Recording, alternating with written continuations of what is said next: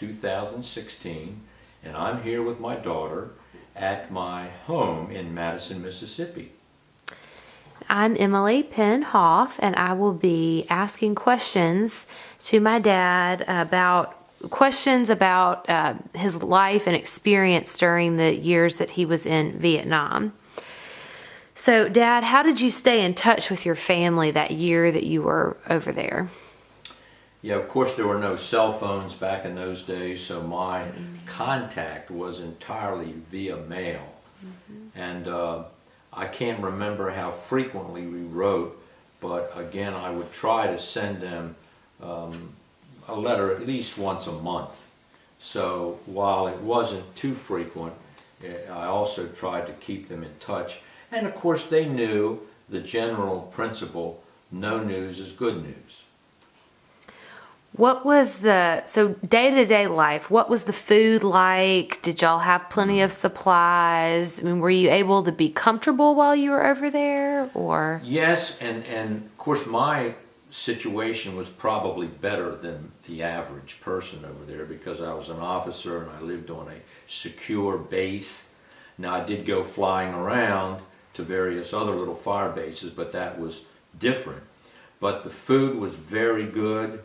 I did learn to drink coffee over there because I had not been a coffee drinker, but I had to pull officer of the guard, get up at 12 o'clock from 12 to 4, and the only thing that was available was coffee. So I learned to develop my taste for coffee.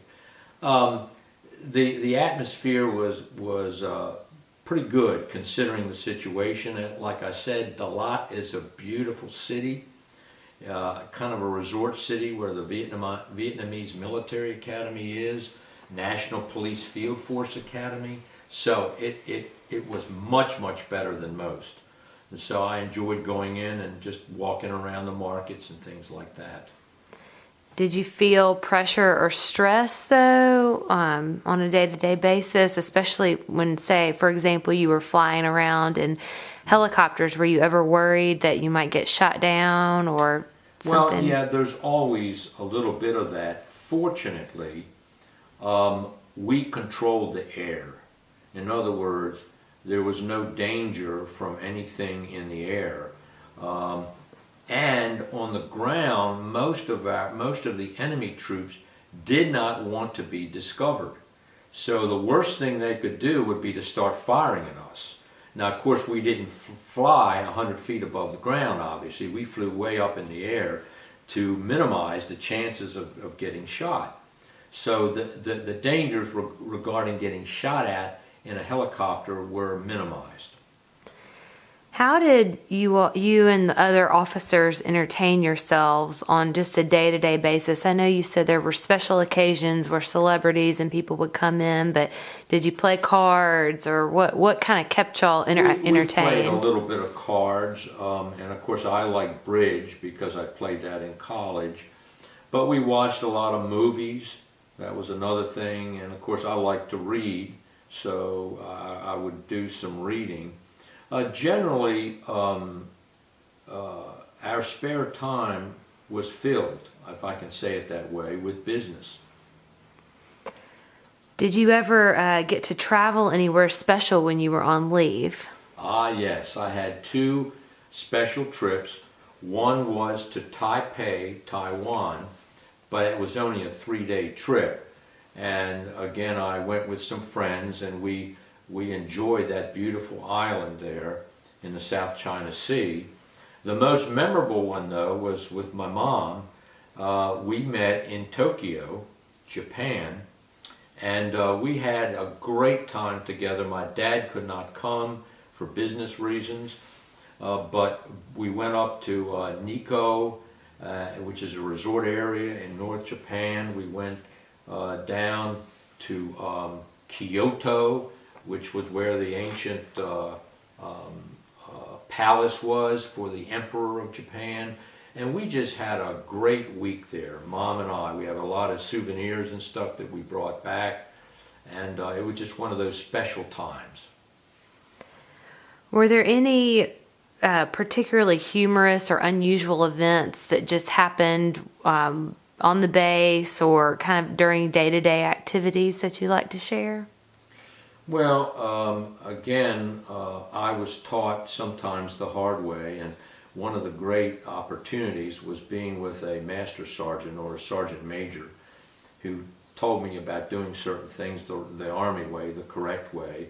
And I say humorous, it's humorous afterward, but you know, just how to relate to subordinates.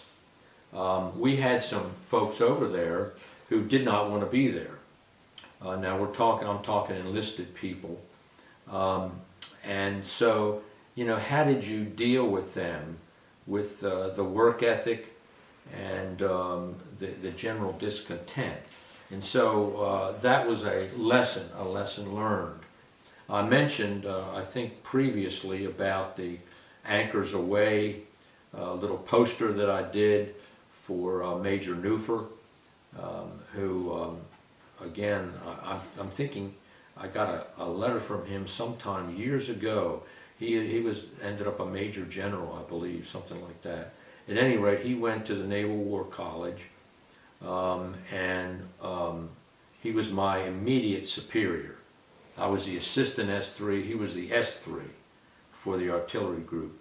So we had a great little time there, you know, with that little party that we held for him, going away party. Do you have any photos that you'd like to share about some other special experiences or some pictures of you? Well, it's funny you should ask that. I just happen to have 3 of them here. I mentioned how beautiful Dalat was, and here's one of me sitting by one of the rivers in Dalat. You can see the beautiful water, how it comes down and showers the area. And I also previously mentioned George Papard. Here's my picture with George at the fire base in Dalat. And here's me out on one of our fire bases with a 175 howitzer. Not a 175 howitzer, a 175 gun. We had 8-inch howitzers too, but here's a 175. Now this particular artillery piece would shoot a shell over 20 miles. So it had a huge range, a long range. But here's me standing by one of these at one of our fire bases. I don't remember which one.